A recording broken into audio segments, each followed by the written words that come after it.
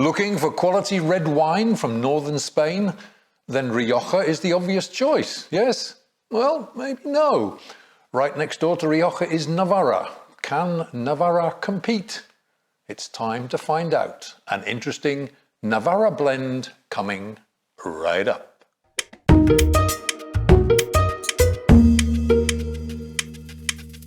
Hi guys, welcome to yet another edition of Big on Wine, the show which as ever, as always, attempts to bring you news, clues and reviews. Indeed, we endeavour to keep you up to speed about just about everything in the world of wine. And my wine of the week for this week is from northern Spain, from Navarra, and it's this one here. It goes under the name of Piedemonte Cuatro Tierras, and the vintage is 2017. And this wine comes in for a really excellent price of just under €11 a bottle where I am. All right, let's see if we can fill you in on the backstory to this particular wine. So we're talking about a Spanish red wine here from the Navarra region, which is right up in the northeastern corner of Spain. And the wine in question here is D.O. Navarra, Denominación de Origen Navarra, and it's produced by Bodegas Piedemonte. And Bodegas Piedemonte are based in a very small town called Olite, which has a population of about 4,000 people. And it's actually located a couple of 100 kilometers southeast of Bilbao, but perhaps more importantly, just to the east of the famous La Rioja wine region. Indeed, the wine regions of Rioja and Navarra form a kind of continuum. All right, that's the backstory. Turn our attention to the wine here. This is a red blend. It's an interesting one because it contains 4 different varieties. Now, in addition to the ultra Spanish Tempranillo, of course, the big grape of Rioja, we also have the Garnacha, Grenache, and to accompany those varieties, we also have the French Merlot and the Cabernet Sauvignon. So this is a blend of 4 very, very big hitters in the red wine world.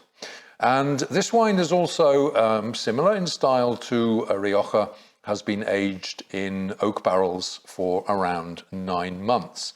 So I think we can expect a fairly earthy and full-bodied wine here.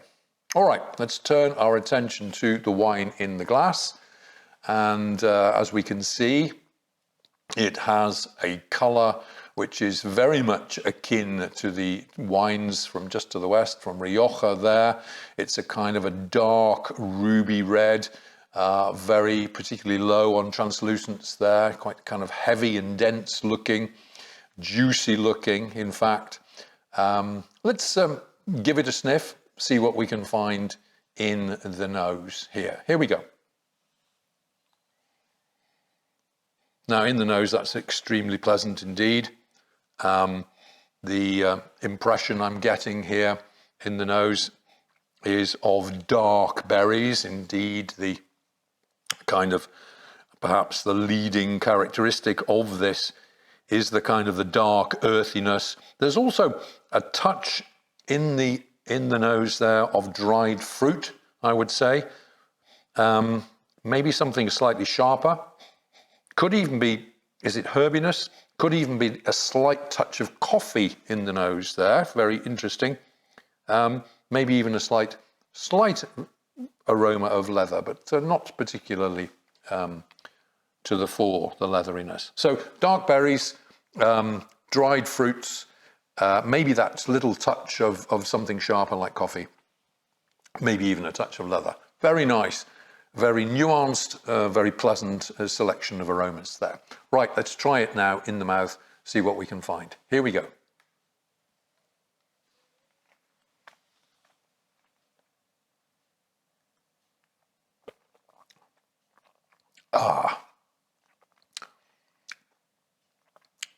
Solid tannins, but not overpowering. Immediately, the tannins producing that little kind of sensation on the tongue, slight puckering of the mouth. So nice, solid, mature tannins, but very pleasantly done in this wine here.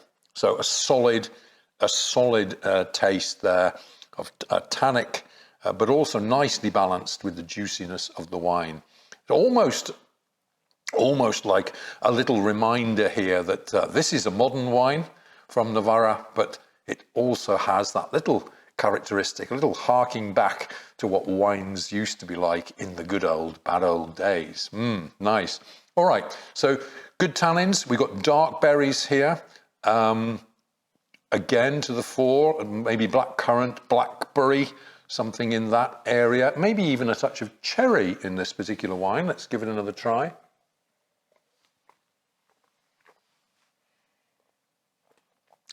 Yep, nice acid in there as well. Clean in the mouth, pleasant. Good backbone to the wine given by those tannins.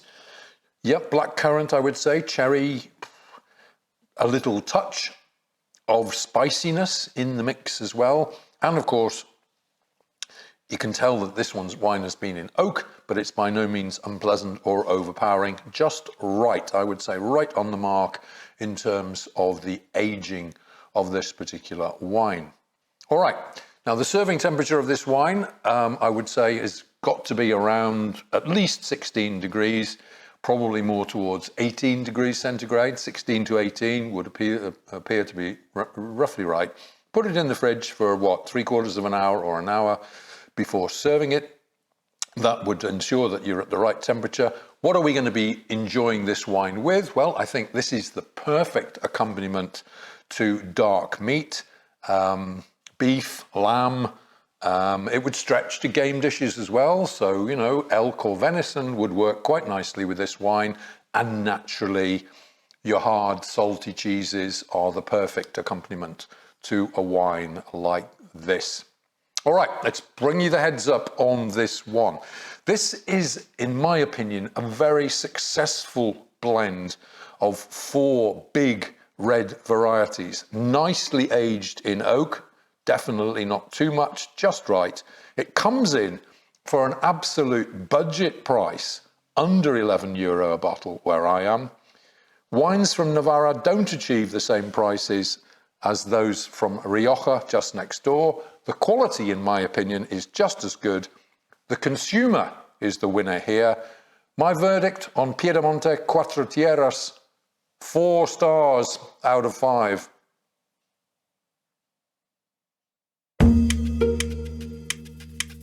Okay, folks, many thanks for tuning in and checking out this week's video.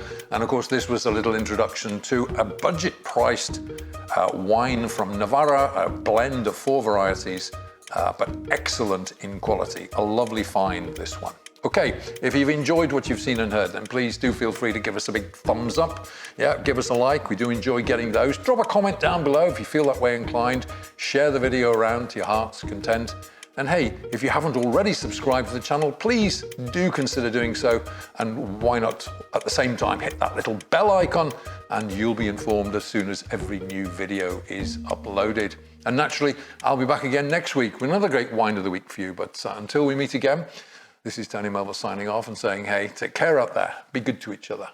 Enjoy your wines. And cheers.